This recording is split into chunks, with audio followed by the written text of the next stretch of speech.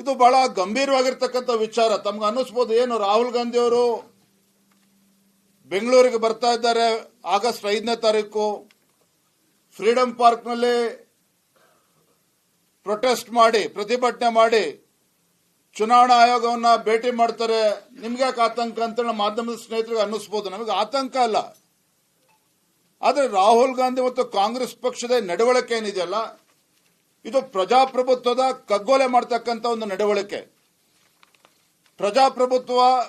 ಪ್ರಜಾಪ್ರಭುತ್ವದ ವಿರೋಧಿ ನಡೆ ಇವತ್ತು ರಾಹುಲ್ ಗಾಂಧಿ ಅವ್ರದ್ದು, ಕಾಂಗ್ರೆಸ್ ಪಕ್ಷದ್ದು. ಏನು 1975ರಲ್ಲಿ ಅಂದಿನ ಪ್ರಧಾನಮಂತ್ರಿ ಇಂದಿರಾ ಗಾಂಧಿ ಅವರೇನು ತುರ್ತು ಪರಿಸ್ಥಿತಿಯನ್ನ ದೇಶದ ಮೇಲೆ ಹೇರಿದ್ರು,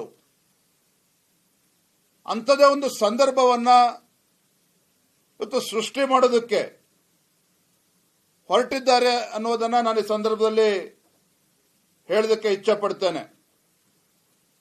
ಒಂದ್ ಬಾರಿ ಹೇಳ್ತಾರೆ ರಾಹುಲ್ ಗಾಂಧಿ ಅವರು, ಚುನಾವಣೆಯಲ್ಲಿ ಸೋತ ಮೇಲೆ, ಲೋಕಸಭಾ ಚುನಾವಣೆಯಲ್ಲಿ ಸೋತ ಮೇಲೆ ಇವಿಎಂ ಮೇಲೆ ಅನುಮಾನ ವ್ಯಕ್ತಪಡಿಸಿದ್ರು, ಇವಿಎಂ ಮೇಲೆ ವಿಶ್ವಾಸ ಇಲ್ಲ ಅಂತೇಳಿ ಅದ್ರ ಬಗ್ಗೆ ಹೇಳಿಕೆಗಳನ್ನು ನೀಡಿದ್ರು.